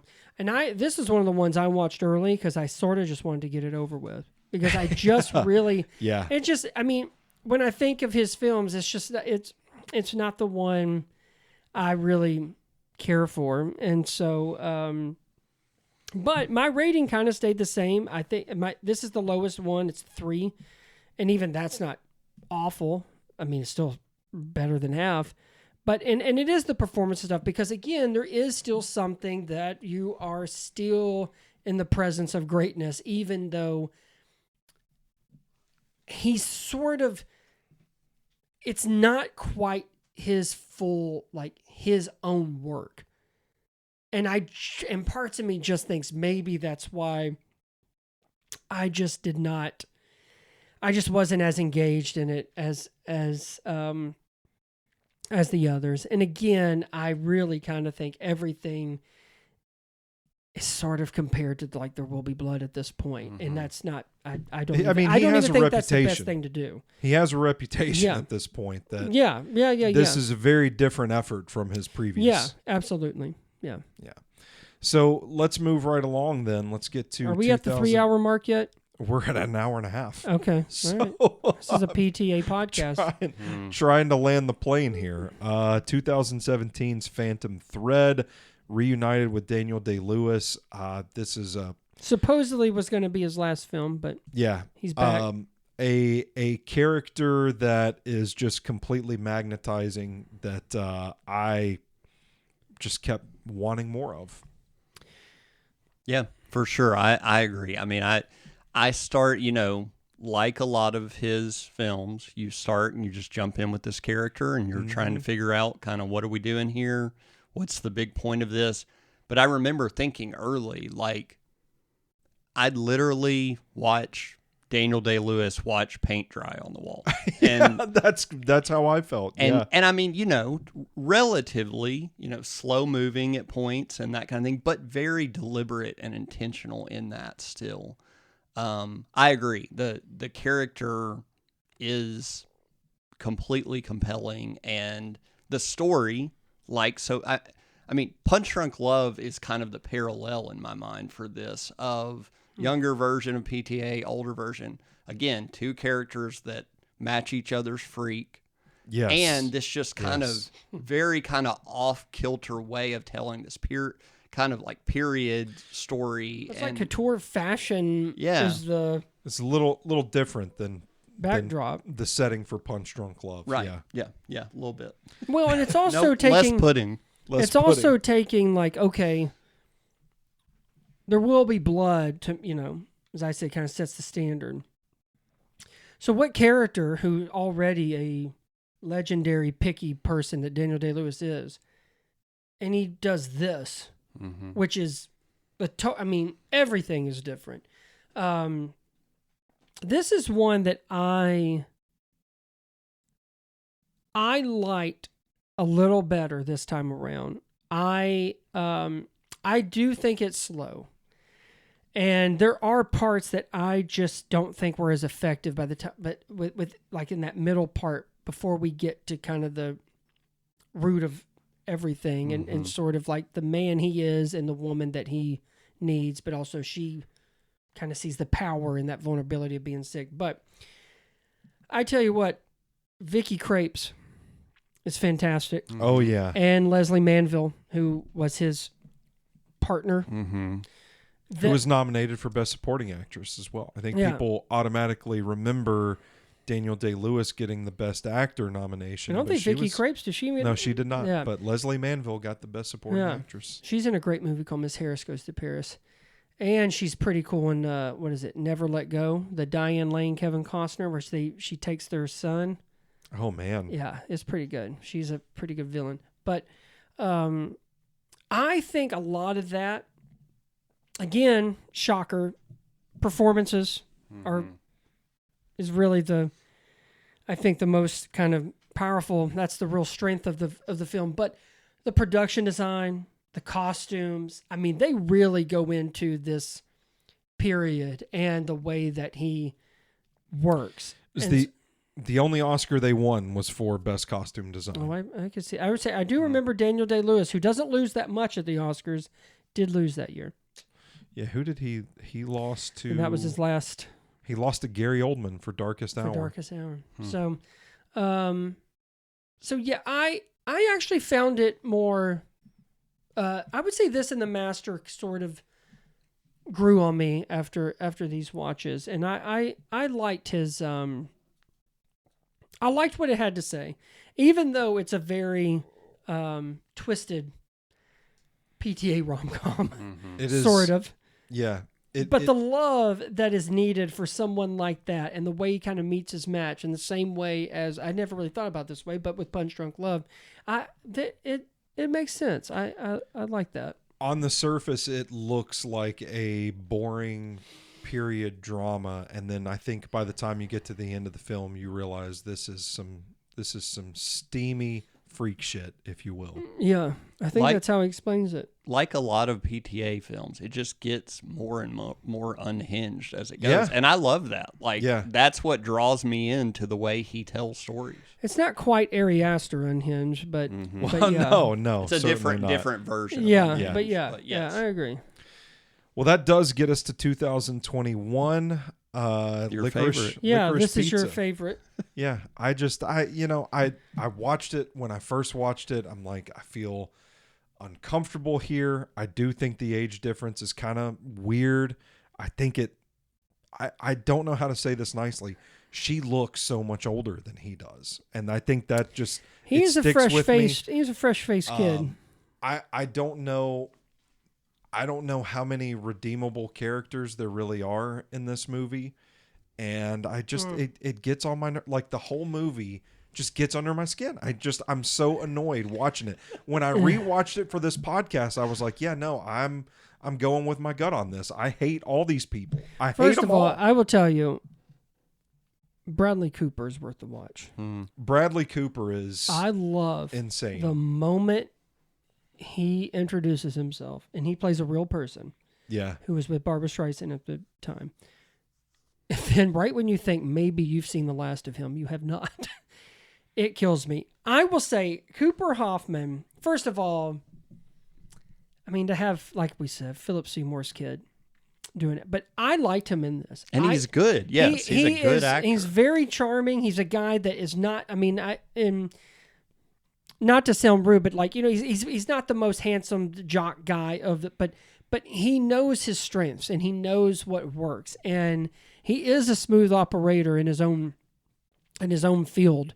And that time period seems so kind of wild, but also kind of innocent, like nobody's really, you know, and I'll be honest, I remember the age thing being a big deal then, but even rewatching it, I don't know. It's almost like, I guess, to me, is like a freshman liking a senior. So it didn't really bother me that much. What I liked is this was such kind of like a different kind of PTA where it's almost like we're kind of just rediscovering a time in life where look at what you could do or get away with, but also you're meant to be, but you're not meant to be. And you don't know what love is, even though maybe you've brushed, you know, shoulders with it. And that's what kind of leads to like these different girls. And then like her going for an much older guy with Sean Penn. But I've just felt like this was kind of like this runaway romance. And I actually thought it was pretty sweet. I thought it was pretty charming. I do like how it gets a little crazy. I like the Bradley Cooper cameo, so to speak, in there. And then I still find the ending to be that like it just reminds you of these old romantic films where they're looking for each other. They've kind of realized this. They're running towards each other and then they're running away. You don't know if it's a happy ending or not. It may not work out, but it's young love. And it ends with her saying, I love you. And I still dig it. Now, I will say, if I was going to lower one, I could probably lower that maybe from a 4 to a 3.5. But I still overall like the way that it's done. And like I said, and just sort of this whimsical, like it really is just about these two finding each other, going off and finding each other again. I don't think this relationship is meant to last, but I think everybody kind of can relate to something where you met this person, and even though there's things of like where you messed up or anything, they're always sort of weirdly there for each other, just like with Sean Penn and the motorcycle thing, and he's there like it's I still liked it. It's not my favorite, but I wasn't bothered by some of the stuff. I certainly didn't want them all to die.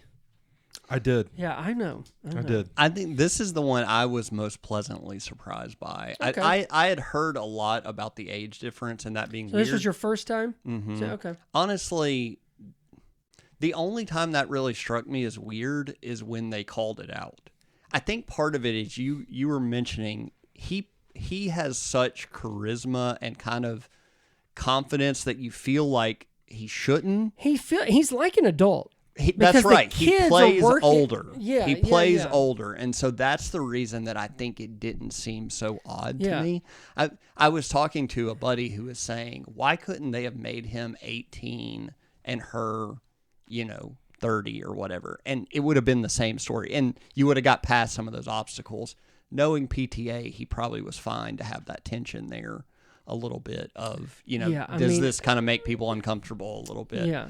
But I also, and parts of me feels like during this time period, I mean, to me, and I know it's not the same, but it's kind of like the dorky kid in the Sandlot liking the lifeguard. Like they should be out of the league, out of his league, but they're not, because there's something about them where he does play it up, as in like he is sort of more grown up than everyone else, because when he opens up that beanbag thing, he's got kids doing it, but he seems like he's the boss, and he's kind of got this persona where I felt like it was more believable, and I didn't really necessarily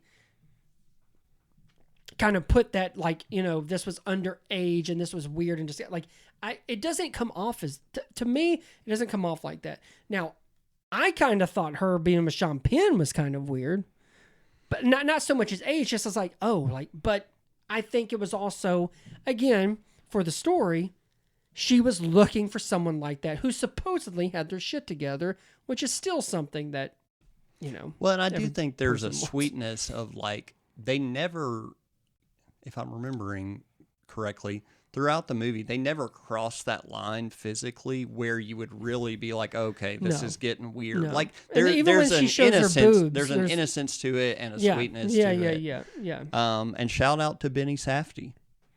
Benny Safdie shows up in this movie. It's kind of this and Happy Gilmore too. Yeah. Well, good for him. Hey, he's in Oppenheimer. He's great. What a filmography. That's all you need. That's all you need. But yeah, that I still liked it. I will say that I've seen people say like there's not really a story. I mean, there's not. It's sort of. I mean, the story is them. It's not really significant in what happens in between. It's just more of, like I've said, just kind of young love and kind of being reconnected. But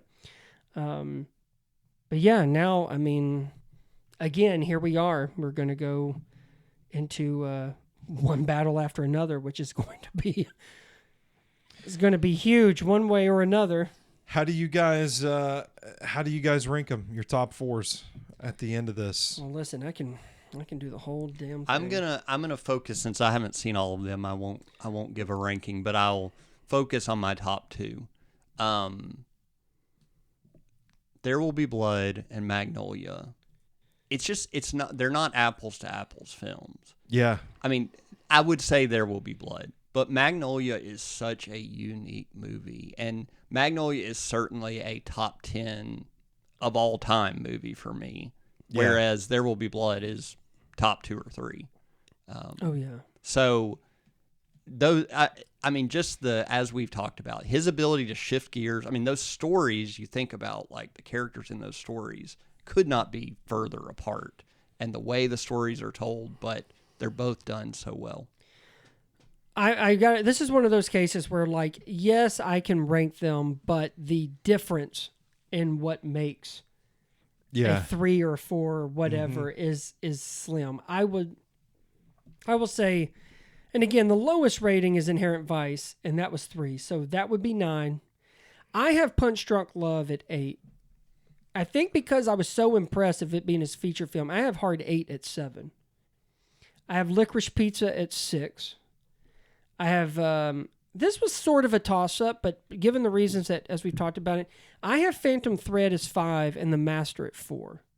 Okay. And then my top 3 would be Magnolia, 2 would be Boogie Nights, and 1 would be There Will Be Blood.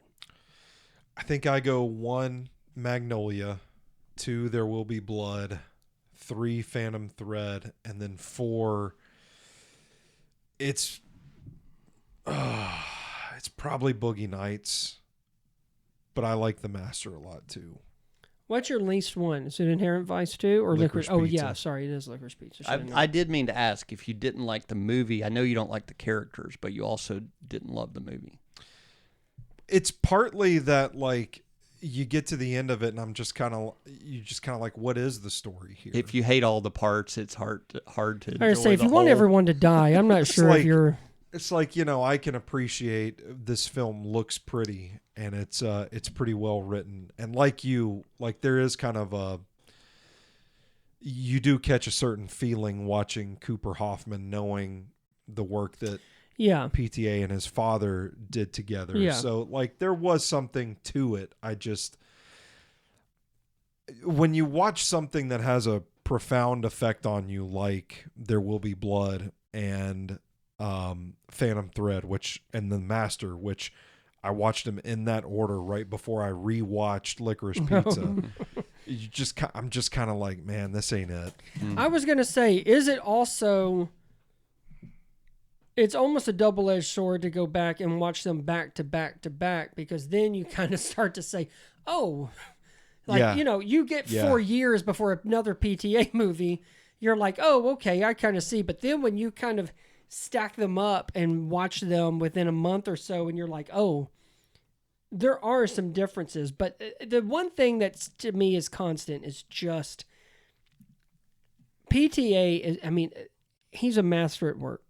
I mean, I don't know how else to put, no matter what, no matter if I enjoyed from Inherent Vice or you're like Licorice Pizza or to like these top ones, Magnolia, There Will Be Blood, Boogie Nights, he is a master at work, which I will be very disappointed if One Battle After Another at least doesn't live up to something. Yeah. I'm not saying it will be my favorite, but it sure does have all signs point to that this is going to be something something great and his most accessible. But we were talking about, who was it?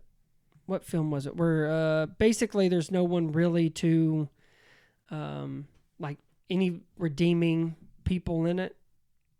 You were saying that about Licorice Pizza. Was I it said Licorice that Pizza? about Licorice Pizza. Well, what's funny is we were talking about those earlier. We were talking about this is the first time PTA agreed to kind of have these test screenings. Yeah. And one of the things is that no one in One Battle After Another, people had come out and saying that, that they like, apparently Benicio and Sean Penn rated the highest. And that DiCaprio was great. But I also kind of feel like we just take him for granted now because it's just assumed that he's got, but that they found it hard to root for anybody in the film. But to me, I hear that and I think, okay, like, he writes complicated people. Mm-hmm. They're not good or bad. I believe, like Sean Penn, who plays Captain Lockjaw, which I love that name. I think he is the villain of sorts, but I'm assuming, since talking after 9 films and 96, so, 30 years in the game. Yeah. There's always more to these characters. And so how did they get there? Where does it come from?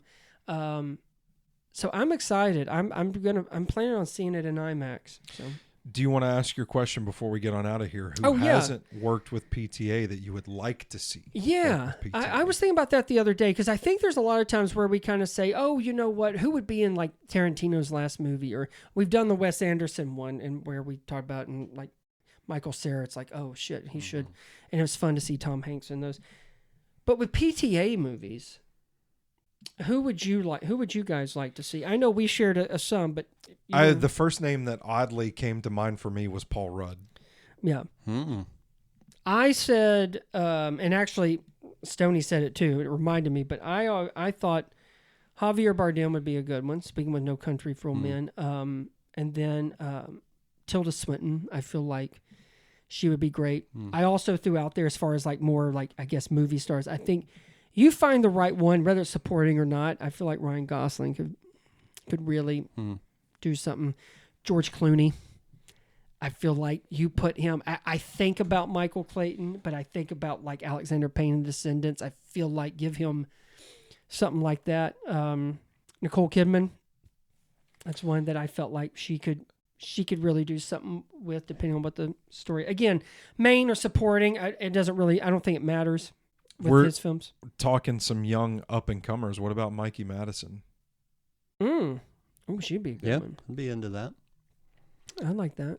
Who's the guy that's I'm thinking of? Cooper Hoffman. Who's the guy that's getting so much praise that was also in the new Alien movie that's in the Long Walk with him? His last name's Johnson, because he was Michael in Johnson. Is that right? Magic. Michael B. Johnson. I think it's that. David That's right. Johnson. That's right. And he was in Alien Romulus, which a lot of people liked him in. But yeah. I'm kind of cheating here because this is doubling up. I would love to see Tom Cruise do something else with him, just because he got it out of him before. Yeah, and I really want like old Tom Cruise to get back to acting. He might be on his way. I'd like to see this Inarritu movie because I think this is a great start because that's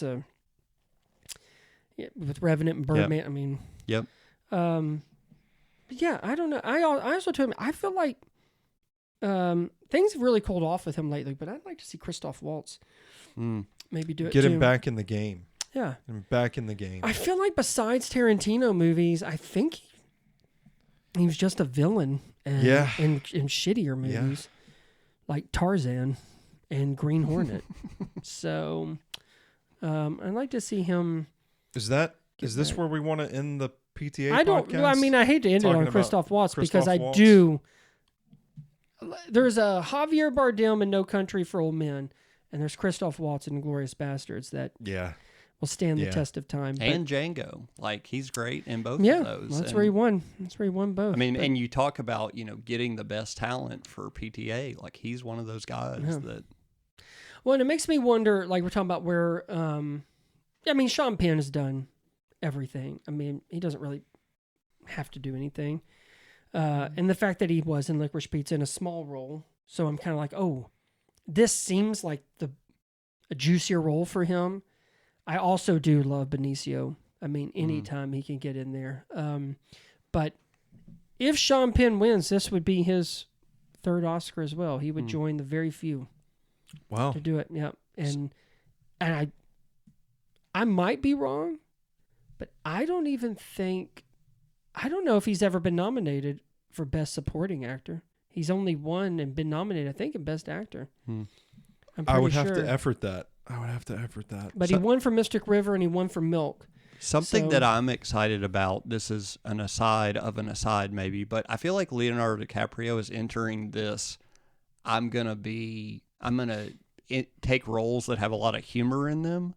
I'm thinking about Once Upon a Time in Hollywood. Like, he's really funny in that. Wolf of Wall Street. It feels like he's going to be really funny in this one, like some of the things that I've seen. That they've shown, Yeah, so I'm excited to see that. Nunchucks, man. Yeah. Are they or they? I just want to be polite. Sean Penn has never been nominated for Best Supporting Actor. Yeah, I didn't think so. Because, I mean, 5 Best Actor nominations.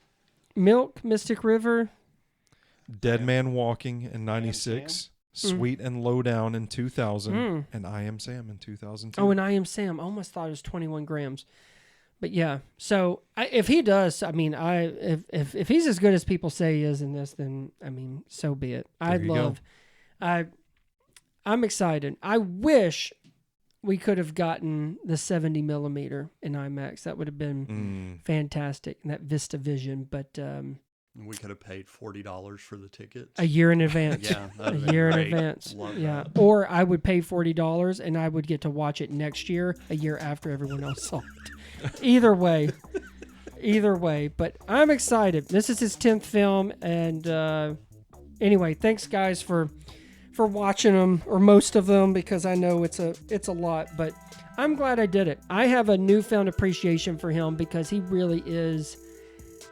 He's really kind of in that elite status of like, I think for some, maybe not like a Scorsese or Spielberg or Tarantino, but when a PTA film comes out that people recognize it and is excited, whether you're mainstream or not, but I hope it makes money. I wouldn't like for it to also be a box office success, but appears to be an Oscar front runner, which, I mean, take that for what it's worth, but I mean... Anytime PTA enters the game, it's everyone's on high alert. There you go. Well, that is going to do it for us here tonight. For Brandon, for Brett, I'm Stoney. Subscribe to all of our work at NashvilleMovieDispatch.substack.com. And until next time, you stay classy, moviegoers.